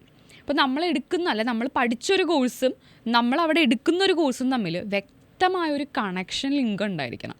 അതല്ലാണ്ട് നമ്മൾ വെറുതെ യൂണിവേഴ്സിറ്റി നമുക്ക് അഡ്മിഷൻ തരില്ല. നമ്മൾ ആ കോഴ്സ് പഠിച്ചിട്ട് എന്താണ് ഈ ഫ്യൂച്ചറിൽ ആ കോഴ്സ് വെച്ചിട്ട് പഠിച്ചത് കൊണ്ട് നമുക്ക് എന്താണ് അതിൽ നിന്ന് കിട്ടുന്നത്, അല്ലെങ്കിൽ എന്ത് നേട്ടമാണ് ആ കോഴ്സ് പഠിച്ചിട്ട് നമുക്ക് ഉണ്ടാവുന്നത്, അത് ഫ്യൂച്ചറിലേക്ക് ഞാൻ ഇന്ന രീതിയിൽ യൂസ് ചെയ്യും. അതൊക്കെ നമ്മളൊരു SOP മെൻഷൻ ചെയ്താൽ കൊടുക്കുന്നത്. ഇപ്പോൾ ഈവൻ മോട്ടിവേഷനിലാണെങ്കിലും നമ്മൾക്ക് അതിനൊരു എക്സ്പേർട്ട് ടീമുണ്ട്. സോ അവരത് മെൻഷൻ ചെയ്തിട്ടാണ് ആ ഒരു എന്താ പറയുക കുട്ടിക്ക് ആ ഒരു അഡ്മിഷനിലേക്ക് എത്തിക്കുന്നത്. അപ്പോൾ ഒരു സ്ട്രോങ് SOP ഉണ്ടായിരിക്കണം. ഒരു കുട്ടി അപ്ലൈ ചെയ്യുമ്പോൾ ഒരു സ്ട്രോങ് SOP ഉണ്ടായിരിക്കണം. ചിലപ്പോൾ സെൽഫായിട്ട് അപ്ലൈ ചെയ്യുമ്പോൾ ചിലപ്പോൾ അവർക്ക് അത്ര എക്സ്പീരിയൻസ്ഡ് ആയിരിക്കില്ല. ഇത് എല്ലാവരുടെയും കാര്യമല്ല കേട്ടോ ഞാൻ പറയുന്നത്. ഒരു 10% കുട്ടികൾക്ക് ചിലപ്പോൾ അഡ്മിഷൻ കിട്ടണം എന്നുണ്ടായിരിക്കില്ല. അപ്പോൾ അങ്ങനെ വരുന്ന എൻക്വയറീസ് നമുക്കുള്ളതിൻ്റെ ഒരു എക്സ്പീരിയൻസാണ് ഞാനിവിടെ പങ്കുവെക്കുന്നത്. അപ്പോൾ അവർക്ക് ചിലപ്പോൾ ഒരു സ്ട്രോങ് SOP അല്ലെങ്കിൽ ആ ഒരു കോഴ്സുമായിട്ടുള്ള ലിങ്ക് ചിലപ്പോൾ ചെയ്യാൻ പറ്റണം എന്നുണ്ടായിരിക്കില്ല. അപ്പോൾ അങ്ങനത്തെ കേസുകളിലും അഡ്മിഷൻ കിട്ടാതെ പോവാറുണ്ട്. അപ്പോൾ അതുകൊണ്ടാണ് ഒരു വൈസ് ഏജൻസീനെ ചൂസ് ചെയ്യണം. അല്ലെങ്കിൽ ഒരു എക്സ്പീരിയൻസ് ഉള്ള ഇങ്ങനെ ഈ ഒരു പെർസെൻറ്റേജ് വൈസ് അഡ്മിഷൻസ് കിട്ടിയിട്ടുള്ള അത്യാവശ്യം നല്ല രീതിയിൽ ഗൈഡ് ചെയ്യാൻ പറ്റുന്ന ഒരു ഏജൻസി തന്നെ ചൂസ് ചെയ്യണമെന്ന് പറയുന്നത്. അല്ലാത്ത പക്ഷം ഒരു ഇയർ നഷ്ടമാണ്. ഓക്കെ. അപ്പോൾ ഇത് ഇപ്പം മാഡം പറഞ്ഞതനുസരിച്ചിട്ടാണെന്നുണ്ടെങ്കിൽ ഒരു പ്രൊഫൈലിന്മേൽ നിങ്ങൾ നല്ല രീതിയിൽ കെയർ കൊടുക്കുന്നുണ്ട്. ദാറ്റ് മീൻസ് അവരുടെ SOPs ആണെന്നുണ്ടെങ്കിലും അവർ എടുക്കാൻ പോകുന്ന കോഴ്സ് ആണെന്നുണ്ടെങ്കിലും ലൈക്ക് അവർ പഠിച്ചിരിക്കുന്ന കോഴ്സുമായിട്ട് റിലേഷൻ ഉണ്ടോ തുടങ്ങിയ കാര്യങ്ങളെല്ലാം നിങ്ങൾ പ്രോപ്പറായിട്ട് ചെക്ക് ചെയ്യണം. ഫോർ ഷുവർ ആയിട്ടും ഇതൊരു ടൈം കൺസ്യൂമിങ് ആയിരിക്കും അല്ലേ? അതായത് ഒരു പ്രൊഫൈലുമേ നിങ്ങൾ അത്യാവശ്യം ഓരോ കുട്ടിക്ക് ഒരു ഇൻഡിവിജ്വൽ അറ്റൻഷൻ കൊടുക്കേണ്ടി വരും. ടൈം കൺസ്യൂമിങ് ആയിരിക്കും. അതായത് ഒരു പ്രൊഫൈല് നിങ്ങൾ ഇത്രയും വെരിഫൈ ചെയ്യണം, SOPs കാര്യങ്ങളാണെന്നുണ്ടെങ്കിലും എല്ലാം ടൈം കൺസ്യൂമിങ് ആണ്. അപ്പോൾ എങ്ങനെയാണ് നിങ്ങളൊരു കുട്ടിക്ക് ഇൻഡിവിജ്വൽ കെയർ കൊടുക്കുന്നത്?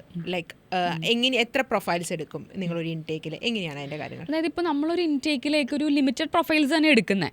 നമുക്ക് ഒത്തിരി പ്രൊഫൈൽ ഇങ്ങനെ എടുത്ത് വെച്ചിട്ട് നമ്മൾ ഇങ്ങനെ വെയിറ്റ് ചെയ്ത് എന്താ പറയുക ഫോളോ അപ്പ് ചെയ്യാൻ പറ്റാതെ വന്ന അവസ്ഥകൾ, അഡ്മിഷൻ കിട്ടാണ്ട് വന്ന അവസ്ഥകൾ അതിലേക്ക് കൊണ്ടുപോകാണ്ട് നമുക്ക് പറ്റുന്ന അഡ്മിഷൻ അല്ലെങ്കിൽ നമുക്ക് എടുത്തു കൊടുക്കാൻ പറ്റുന്ന ഉറപ്പുള്ള പ്രൊഫൈൽസ് എടുക്കുന്നത്. അല്ലാത്ത പ്രൊഫൈൽസ് എടുത്തു കഴിഞ്ഞാൽ നമുക്ക് അവരുടെ ഇയർ പോയി, നമ്മളുടെ ടൈമും പോയി, അതിൻ്റെ ഒരു അവസ്ഥ വരേണ്ട ആവശ്യമില്ല. സോ അതുകൊണ്ട് തന്നെ നമുക്ക് പറ്റുന്ന ഒരു എന്താ പറയുക ഒരു ലിമിറ്റഡ് പ്രൊഫൈൽസേ നമ്മൾ എടുക്കുള്ളൂ. ആ പ്രൊഫൈൽസിനാണ് നമ്മൾ അഡ്മിഷൻസ് എടുത്ത് കൊടുക്കുന്നുണ്ടായിരിക്കുക. അതിന് ഇൻഡിവിജ്വൽ അറ്റൻഷൻ കിട്ടാൻ വേണ്ടിയിട്ട് ഇപ്പോൾ ഈ പറഞ്ഞല്ലോ SOP ക്രിയേഷൻ അതുപോലെയുള്ള ഒത്തിരി കാര്യങ്ങൾ വരുന്നുണ്ട്. സോ അതിന് ഇൻഡിവിജ്വൽ അറ്റൻഷൻ കിട്ടാൻ വേണ്ടിയിട്ട് ഇപ്പോൾ നമുക്കൊരു എഫക്റ്റീവ് കൗൺസിലിംഗ് ടീമുണ്ട്. സോ അവർ ഒരു കുട്ടിയുടെ പ്രൊഫൈൽ കിട്ടിക്കഴിഞ്ഞാൽ നിങ്ങൾക്ക് എങ്ങനെ എന്ത് കോഴ്സ് കിട്ടും, എങ്ങനെയാണ് അതിൻ്റെ ഡീറ്റെയിൽസ് കാര്യങ്ങളൊക്കെ വ്യക്തമായിട്ട് അവർക്ക് ഗൈഡ് ചെയ്യാനായിട്ടുണ്ട്. അതുപോലെ തന്നെ അപ്ലിക്കേഷൻ ഡിപ്പാർട്ട്മെൻറ്റ് SOP കാര്യങ്ങൾ ക്രിയേറ്റ് ചെയ്യാൻ വേണ്ടിയിട്ടും ഡോക്യുമെൻറ്റേഷനും നമുക്ക് വേറെ ഡിപ്പാർട്ട്മെൻറ്റ്സ് ഉണ്ട്. സോ ഓരോ കുട്ടികൾ ഇപ്പോൾ CVയിലെ ഗ്യാപ്പ് വരുന്നുണ്ട്, ഡോക്യുമെൻറ്റ്സിൻ്റെ ക്ലാരിറ്റി, അങ്ങനെ എല്ലാ കാര്യങ്ങളും നമ്മൾ ഓരോ സ്റ്റുഡൻറ്റിനെയും ചെക്ക് ചെയ്ത് അവരെ വിളിച്ച് ഇൻഫോം ചെയ്തിട്ടാണ് ഓരോ കാര്യങ്ങളും നമ്മൾ മുന്നോട്ട് കൊണ്ടുപോകുന്നത്. അപ്പോൾ നമുക്കൊരു 200 കുട്ടികൾ അല്ലെങ്കിൽ 300 കുട്ടികൾ അങ്ങനെയല്ല, നമുക്ക് ആ ഒരു ഇൻടേക്കിലേക്ക് എത്ര പ്രൊഫൈൽസ് ചെയ്യാൻ പറ്റുമോ ആ ലിമിറ്റഡ് ആയിട്ടുള്ള രീതിയിലാണ് നമ്മൾ പ്രൊഫൈൽസ് എടുത്തിട്ട് ചെയ്യുന്നത്. അതും ചെയ്യാൻ പറ്റുമെന്ന് ഉറപ്പുള്ള പ്രൊഫൈൽസ് മാത്രം. അല്ലെങ്കിൽ നമുക്ക് പ്രീവിയസ് എക്സ്പീരിയൻസ് ഉണ്ടായിരിക്കും നമ്മൾ ആ ഒരു അഡ്മിഷൻ കിട്ടിയിട്ടുണ്ടെന്നുള്ളതിൻ്റെ. സോ അതിൻ്റെ അടിസ്ഥാനത്തിലാണ് നമ്മളൊരു പ്രൊഫൈൽ എടുക്കുന്നത്. അല്ലാതെ നമ്മൾ വെറുതെ എടുത്തിട്ട് കാര്യമില്ലല്ലോ, അഡ്മിഷൻ കൊടുക്കണം. ഫൈനലി സമയം ലൈക്ക് നമ്മുടെ കുട്ടികളുടെ സമയം കൺസ്യൂമിംഗ് ആണ്. അപ്പോൾ നിങ്ങളുടെ സംബന്ധിച്ചിടത്തോളം നിങ്ങൾ ഇൻഡിവിജ്വൽ കെയർ ഓരോ പ്രൊഫൈൽസിനും കൊടുക്കുന്നുണ്ട്. അതുപോലെ തന്നെ അവരെ ഗൈഡ് ചെയ്തും കാര്യങ്ങളും കൊടുക്കുന്നുണ്ടെന്നല്ലേ? That's nice. അപ്പോൾ റിക്വയർമെൻറ്റ്സും കാര്യങ്ങളും എല്ലാം ഏകദേശം ഒരു ധാരണയിലെത്തി. ഇപ്പോൾ മാർച്ച് ഇൻടേക്ക് നോക്കുന്ന ഒരു സ്റ്റുഡൻ്റ് ആണെന്നുണ്ടെങ്കിൽ, മാഡം പറഞ്ഞു 2 ഇൻടേക്കുകളാണോ ഉള്ളതെന്നുള്ളത്. അപ്പോൾ മാർച്ച് ഇൻടേക്ക് നോക്കുന്ന ഒരു സ്റ്റുഡൻ്റ് ആണെന്നുണ്ടെങ്കിൽ ആ കുട്ടി എപ്പോൾ മുതൽ പ്രിപ്പറേഷൻസ് കാര്യങ്ങൾ സ്റ്റാർട്ട് ചെയ്യണം? ആ ഇൻടേക്കിലേക്ക്, മാർച്ച് ഇൻടേക്കിലേക്ക് ഫയൽ കൊടുക്കണമെന്നുണ്ടെങ്കിൽ എത്രയും നേരത്തെ ചെയ്യാൻ പറ്റുന്നുണ്ട് അത്രയും നേരത്തെ ഫയൽ കൊടുത്തിടാനേ ഞാൻ പറയുള്ളൂ. കാരണം അപ്പം തൊട്ട് ഓപ്പൺ ആയിരിക്കുന്ന യൂണിവേഴ്സിറ്റീസിലേക്ക് ആ കുട്ടിയുടെ ഫയൽ ഓക്കെ ആണെങ്കിൽ നമുക്ക് വെച്ച് തുടങ്ങാനായിട്ട് പറ്റും. സോ അതുകൊണ്ട് എത്രയും നേരത്തെ ചെയ്യാൻ പറ്റുന്നുണ്ടോ അത്രയും നേരത്തെ ചെയ്യാം. പിന്നെ ഇപ്പോൾ ഞാൻ പറഞ്ഞല്ലോ എല്ലാവർക്കും ഓരോ ഗോൾ സെറ്റ് ചെയ്ത് വെച്ചിട്ടുണ്ടാവും. ഇപ്പോൾ ജർമ്മനി ആണെങ്കിൽ ജർമ്മനി, UK ആണെങ്കിൽ UK. അപ്പോൾ നേരത്തെ ഒരു സ്വന്തമായിട്ട് ചെയ്യാൻ പറ്റുന്നില്ല, സെൽഫായിട്ട് ചെയ്യാനായിട്ട് ഡിഫിക്കൽട്ടാണ്, അല്ലെങ്കിൽ എനിക്ക് അതിന് ടൈമില്ല, അല്ലെങ്കിൽ എനിക്ക് അതിനെക്കുറിച്ച് അറിയില്ല. സോ അങ്ങനെയുള്ളൊരു സാഹചര്യത്തിലാണ് ഒരു ഏജൻസീനെ അല്ലെങ്കിൽ ഒരു എക്സ്പീരിയൻസ് ഉള്ള എക്സ്പേർട്ട് ആയിട്ടുള്ള ഒരു ഏജൻസീനെ ചൂസ് ചെയ്യേണ്ടി വരുന്നത്. സോ അപ്പോൾ സ്റ്റുഡൻറ്റ് നേരത്തെ തന്നെ അത് ഫൈൻഡ് ഔട്ട് ചെയ്ത് തുടങ്ങുക. അല്ലെങ്കിൽ ഡിഗ്രി പഠിച്ചുകൊണ്ടിരിക്കുന്ന ടൈമിൽ, ബാച്ചിലേഴ്സ് ചെയ്തുകൊണ്ടിരിക്കുന്ന ടൈമിൽ തന്നെ അതിൻ്റെ കാര്യങ്ങൾ പുറകിൽ ചെയ്തുകൊണ്ടിരിക്കുക, അതിൻ്റെ പ്രിപ്പറേഷൻസ് ചെയ്തുകൊണ്ടിരിക്കുക. ഞാൻ നേരത്തെ പറഞ്ഞ പോലെ ജർമ്മൻ പോലെയൊക്കെ നമ്മൾ ജർമ്മനി ഫോക്കസ് ചെയ്യുന്നുണ്ടെങ്കിൽ ജർമ്മൻ അപ്ലൈ ചെയ്ത് തുടങ്ങിക്കോ. അപ്പോൾ അതുപോലെ ഇതിൻ്റെ കാര്യങ്ങളൊക്കെ ആ സമയം തൊട്ട് തന്നെ സ്റ്റാർട്ട് ചെയ്തോ. ഒരു ഏജൻസി വൈസായിട്ടുള്ള ഒരു ഏജൻസീനെ ചൂസ് ചെയ്യുന്ന കാര്യങ്ങളൊക്കെ അപ്പം തന്നെ സ്റ്റാർട്ട് ചെയ്ത് തുടങ്ങുക. പ്ലസ് നമുക്ക് നമ്മുടെ കോളേജിൽ നിന്ന് വാങ്ങിക്കേണ്ട കുറച്ച് മാൻഡേറ്ററി ഡോക്യുമെൻറ്റ്സ് കാര്യങ്ങളൊക്കെ ഉണ്ട്. ഇപ്പോൾ LOR, MOI പോലെയുള്ള കാര്യങ്ങളൊക്കെ എല്ലാ യൂണിവേഴ്സിറ്റിക്കും വേണ്ടതാണ്. സോ അതൊക്കെ നേരത്തെ തന്നെ കുട്ടികൾ എന്ത് ചെയ്യുക, മേടിച്ച് വെക്കുക. പാസ് ഔട്ട് ആയ ഉടനെ തന്നെ ഈ LORൻ്റെയും MOയുടെയും കാര്യങ്ങൾ, അതിൻ്റെ സർട്ടിഫിക്കറ്റ്സ് കാര്യങ്ങൾ. അപ്പോൾ ചില കുട്ടികൾക്ക് ഇതിനെക്കുറിച്ചൊന്നും അവയർനെസ് ഉണ്ടായിരിക്കില്ല. ഇപ്പോൾ ഈ നമ്മളിപ്പോൾ ചില കോൾസിലൊക്കെ നമ്മൾ വിളിക്കുമ്പോൾ അവരിപ്പോൾ ചോദിക്കാറുണ്ട് എന്തൊക്കെ ഡോക്യുമെന്റ്സ് വേണം മാഡം, അക്കാഡമിക്സ് മാത്രം മതിയോ, വേറെ എന്തൊക്കെയാണ് വേണ്ടത്, CV വേണം. ഈ LORനെ കുറിച്ച് കേട്ടിട്ട് പോലും ഉണ്ടാവില്ല. അപ്പം അങ്ങനത്തെ കുറച്ച് സ്റ്റുഡൻസ് ഒക്കെ ഉണ്ട്, എല്ലാവരും അല്ല, വളരെ ലിമിറ്റഡ് കുട്ടികളുണ്ട് അങ്ങനെയൊക്കെ അറിയാത്തവർ. അപ്പോൾ അങ്ങനെ വരുമ്പോൾ നമ്മൾക്ക് നേരത്തെ ഒരു ഏജൻസി ആയിട്ട് സംസാരിച്ച് കാര്യങ്ങളെല്ലാം അറിഞ്ഞിട്ടുണ്ടെങ്കിലാണ് നമുക്കിതൊക്കെ നേരത്തെ തന്നെ കളക്ട് ചെയ്ത് വെക്കാനായിട്ട് പറ്റുള്ളൂ. അപ്പോൾ എല്ലാ കാര്യങ്ങളും കളക്ട് ചെയ്ത് എത്രയും വേഗം ചെയ്യാൻ പറ്റുന്നുണ്ടോ അത്രയും വേഗം ഓൺ ടൈമിൽ കുട്ടിക്ക് ആ സമയത്തിനുള്ളിൽ സബ്മിറ്റ് ചെയ്യാൻ പറ്റണം. ഇപ്പോൾ ട്രാൻസ്ക്രിപ്റ്റ് ഒക്കെ ആണെങ്കിൽ ഒരു 2 മാസമൊക്കെ ടൈം എടുക്കും ചില യൂണിവേഴ്സിറ്റീസ് ഒക്കെ. അപ്പോൾ അതൊക്കെ നേരത്തെ അപ്ലൈ ചെയ്തിടുക. ഇപ്പോൾ ഈ ട്രാൻസ്ക്രിപ്റ്റ് എല്ലാ യൂണിവേഴ്സിറ്റിക്കും വേണം എന്നല്ല പറയുന്നത്, ബട്ട് ചില പെർട്ടിക്കുലർ യൂണിവേഴ്സിറ്റിക്ക് ട്രാൻസ്ക്രിപ്റ്റ് വേണം. അപ്പോൾ അതൊക്കെ അങ്ങനത്തെ കാര്യങ്ങളൊക്കെ ഒരു ഏജൻസി അല്ലെങ്കിൽ ഒരു എക്സ്പീരിയൻസ് ഉള്ള ഒരാളോട് ചോദിച്ചാലേ മനസ്സിലാവുള്ളൂ. അല്ല സ്റ്റുഡൻറ്റിന് തന്നെ ചിലപ്പോൾ അത് അറിയണമെന്നുണ്ടായിരിക്കില്ല. എടുത്ത് പറയുന്നത് എല്ലാവർക്കും അല്ല, ചിലർക്കുണ്ടായിരിക്കില്ല. എല്ലാം ലൈക്ക് ഈ പറയുന്ന പോലെ അവർക്ക് ഈ അവയർനെസ് ഉണ്ടായിരിക്കില്ല. അതൊക്കെ നേരത്തെ തന്നെ എടുത്ത് ചെയ്ത് വെച്ച് കഴിഞ്ഞിട്ടുണ്ടെങ്കിൽ നമുക്ക് പെട്ടെന്ന് സ്മൂത്ത് ആയിട്ട് ഈ പ്രോഗ്രാം ഇത് അഡ്മിഷനിലേക്ക് എത്താനായിട്ട് പറ്റും. എല്ലാ ഡോക്യുമെന്റ്സും സെറ്റായി, എല്ലാ കാര്യങ്ങളും ആ കറക്റ്റ് ടൈം ബൈ ടൈമിലെല്ലാം കിട്ടുന്നുണ്ട്. ഇനിഷ്യലി MOI നമുക്ക് തരുന്നു, LOR തരുന്നു, IELTS, APS എല്ലാം നമുക്ക് സ്റ്റെപ്പ് ബൈ സ്റ്റെപ്പ് ആയിട്ടൊരു കുട്ടീനെ കൊണ്ട് ചെയ്യിപ്പിക്കാനായിട്ട് പറ്റും. അപ്പോൾ അവൻ്റെ പ്രോസസ്സ് സ്മൂത്ത് ആയിട്ട് പോകും.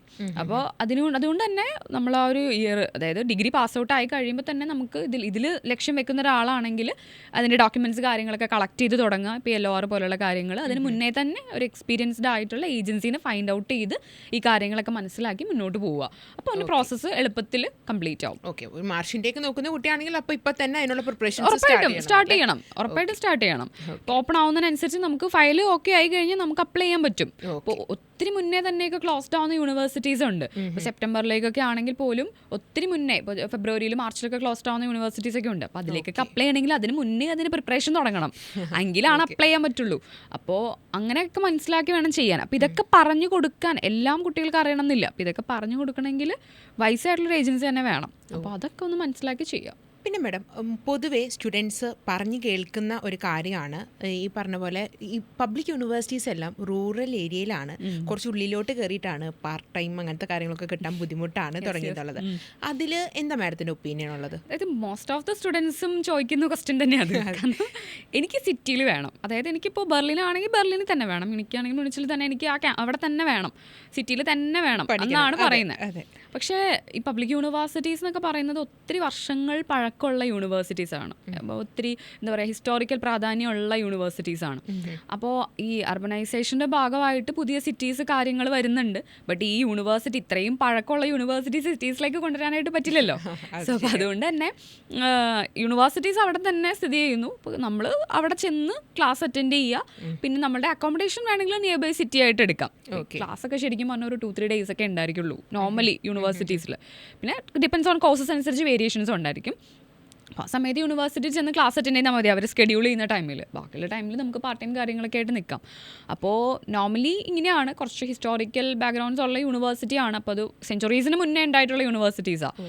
അപ്പോൾ അത് സിറ്റിയിൽ കൊണ്ടുവെക്കണം എന്ന് പറഞ്ഞാൽ നടക്കുന്ന കാര്യമല്ല.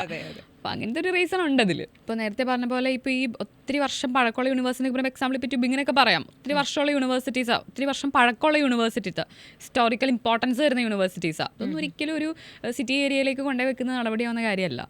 പിന്നെ പറയാന്നുണ്ടെങ്കിൽ കോസ്റ്റ് ആൻഡ് സ്പേസ് എഫിഷ്യൻസി, അതായത് ഒരു യൂണിവേഴ്സിറ്റി എന്ന് പറയുമ്പോൾ റിസർച്ച് ഓറിയൻറ്റഡ് ഉണ്ട്, ടെക്നിക്കലി ഓറിയൻറ്റഡ് ആയിട്ടുള്ള യൂണിവേഴ്സിറ്റീസ് ഉണ്ട്. അപ്പോൾ ഇതിൻ്റെ ഫെസിലിറ്റീസ് കാര്യങ്ങളൊക്കെ ഒരിക്കലും ഒരു സിറ്റി ഏരിയയിൽ കൊണ്ടുവരാനായിട്ട് പറ്റില്ല. അത്രയും സ്പേസ് കൺസ്യൂമിങ് ആയിട്ടുള്ള കാര്യങ്ങളാണ്. അപ്പോൾ ഒരു സിറ്റിയിൽ ഒരു 30 acre എടുക്കുക എന്നൊക്കെ പറയുന്നത് നടക്കില്ല അതൊന്നും.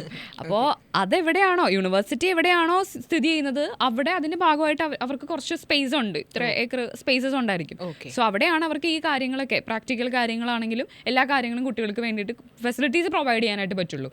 അത് സിറ്റിയിലേക്ക് വരുമ്പോൾ അത് പോസിബിൾ ആവില്ല. സോ അതുകൊണ്ടാണ് മോസ്റ്റ് ഓഫ് ദി യൂണിവേഴ്സിറ്റീസും ആ ഒരു എന്താ പറയുന്ന ഒരു കുറച്ചൊരു റൂറൽ ഏരിയ തന്നെ നിൽക്കുന്നത്. ഒരിക്കലും അത് അർബനിലേക്ക് വരാത്തത്. അർബനിലുള്ള യൂണിവേഴ്സിറ്റീസ് ഉണ്ട്, അതായത് സിറ്റി ഏരിയയിൽ തന്നെ വരുന്ന യൂണിവേഴ്സിറ്റീസ് ഉണ്ട്. ബട്ട് അത് ലിമിറ്റഡ് ആണ്. നോർമലി യൂണിവേഴ്സിറ്റീസ് കുറച്ച് ഉള്ളിലേക്ക് വരുന്നത് തന്നെയാണ്. സോ അത് നമ്മൾ പബ്ലിക് യൂണിവേഴ്സിറ്റി എന്ന് പറഞ്ഞാൽ മോസ്റ്റ് ഓഫ് ദി യൂണിവേഴ്സിറ്റീസും നമുക്ക് കുറച്ച് ഉള്ളിലോട്ട് കയറിയിട്ട് വരുന്നതാണ്. ഏരിയയിൽ തന്നെയായിരിക്കും വരുന്നുണ്ടായിരിക്കും. അത് നമുക്കൊന്നും ചെയ്യാൻ പറ്റാത്ത കാര്യമാണ്. യൂണിവേഴ്സിറ്റി അതിൻ്റെ ഒരു എന്താ പറയുക ഒരു പ്രാധാന്യം യൂണിവേഴ്സിറ്റിക്ക് കൊടുക്കുന്നതാണ്. അപ്പോൾ അതിനൊരിക്കലും ഒരു സിറ്റിയിലേക്ക് കൊണ്ടുവന്ന് വെക്കാൻ പറ്റാത്തത് കൊണ്ട് തന്നെ അത് അവിടെ തന്നെ സ്ഥിതി ചെയ്യും. സ്റ്റുഡൻസിന് അവിടെ ചെന്ന് പഠിക്കാം അത്ര തന്നെ.